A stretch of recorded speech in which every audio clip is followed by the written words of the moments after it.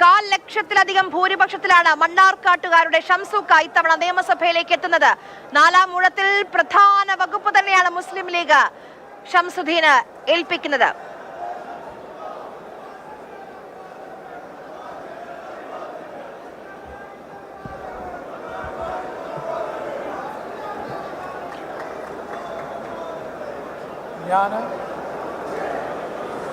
N Shamsuddin എന്ന ഞാൻ നിയമം വഴി സ്ഥാപിതമായ ഭാരതത്തിൻ്റെ ഭരണഘടനയോട് നിർവ്യാജമായ വിശ്വസ്തതയും കൂറും പുലർത്തുമെന്നും ഞാൻ ഭാരതത്തിൻ്റെ പരമാധികാരവും അഖണ്ഡതയും നിലനിർത്തുമെന്നും ഞാൻ കേരള സംസ്ഥാനത്തെ ഒരു മന്ത്രി എന്ന നിലയിലുള്ള എൻ്റെ കർത്തവ്യങ്ങൾ വിശ്വസ്തയോടും മനഃസാക്ഷിയെ മുൻനിർത്തിയും നിർവഹിക്കുമെന്നും ഭരണഘടനയും നിയമവും അനുസരിച്ച് ഭീതിയോ പക്ഷപാതമോ പ്രീതിയോ വിദ്വേഷമോ കൂടാതെ എല്ലാ തരത്തിലുള്ള ജനങ്ങൾക്കും നീതി ചെയ്യുമെന്നും ദൈവത്തിൻ്റെ നാമത്തിൽ സത്യം ചെയ്യുന്നു.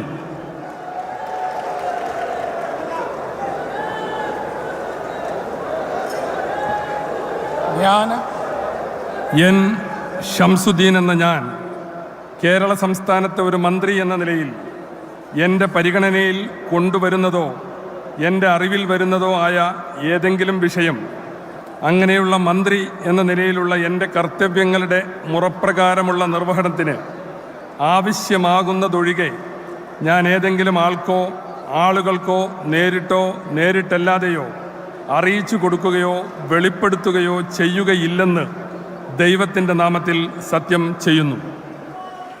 Mannarkkad MLA advocate N Shamsuddin കേരളത്തിന്റെ മന്ത്രിസഭയിലേക്ക് 1,00,000-ലധികം ഭൂരിപക്ഷത്തിലാണ് ഇത്തവണ ഷംസുദ്ദീൻ നിയമസഭയിലേക്ക് എത്തിക്കുന്നത്. പ്രധാനപ്പെട്ട വകുപ്പാണ് മുസ്ലിം ലീഗ് എൻ ഷംസുദ്ദീനെ ഏൽപ്പിക്കുന്നത്. പറവണ്ട സർക്കാർ സ്കൂളിൽ ലീഡറായാണ് എൻ ഷംസുദ്ദീന്റെ തുടക്കം. അത് കഴിഞ്ഞ് MSFന്റെ സംസ്ഥാന ജനറൽ സെക്രട്ടറി, യൂത്ത് ലീഗിന്റെ സംസ്ഥാന general secretary, Calicut university council അംഗം, സെനറ്റ് അംഗം, ഇതിലൊക്കെ മികച്ച സംഘാടകനെന്ന് തെളിയിച്ച എൻ ഷംസുദ്ദീൻ മന്ത്രിസഭയുടെ ഭാഗമാവുകയാണ്.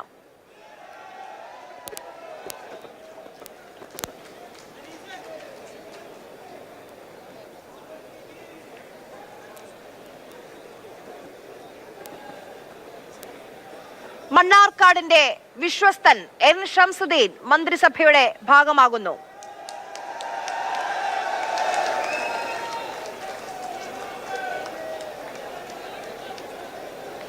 മണ്ണാർക്കാട് മണ്ഡലത്തിന്റെ ചരിത്രത്തിലെ റെക്കോർഡ് ഭൂരിപക്ഷത്തിലാണ് ഇത്തവണ എൻ ഷംസുദ്ദീൻ ജയിച്ചു കയറിയത്. MSFിലൂടെ തുടങ്ങിയ രാഷ്ട്രീയ പ്രവർത്തനം പാർലമെന്ററി രാഷ്ട്രീയത്തിൽ തിളങ്ങിയതായിപ്പോൾ മന്ത്രിസഭയിലേക്ക് കൂടി. അടുത്തത്